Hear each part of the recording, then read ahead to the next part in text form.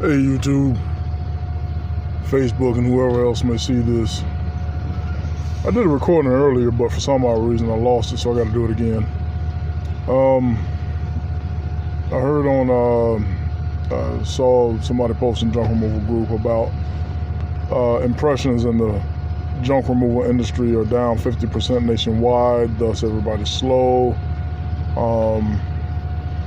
Then I remember seeing Joe Martinez of Vets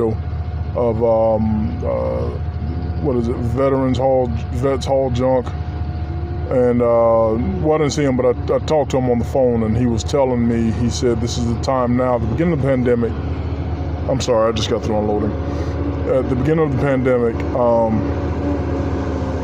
he told me, he said we need to double down on our marketing, whatever it is you can do to increase your marketing efforts and improve your marketing techniques. This would be the time to do it because of the uncertainty, the economic uncertainty. Everybody seemed to have problems at the beginning of the pandemic, and we weren't deep into it when I talked to him. Probably about maybe 6 months ago, but it's still an issue. So I'm saying, if you guys are down, if you're that far down, you need to stop and figure out where your bleeding is, if there's any bleeding, what you can do to stop any bleeding, where you're spending unnecessary money. The thing is, people are home now, but we're right up on the election, and anything major happens in the U.S., people tend to hold on to their money. But, you know, even in that, you know, people get their feelings mixed up in their party selection. You understand? The Democrats feel one way, the Republicans feel another way. Listen, we got to do what's best for us.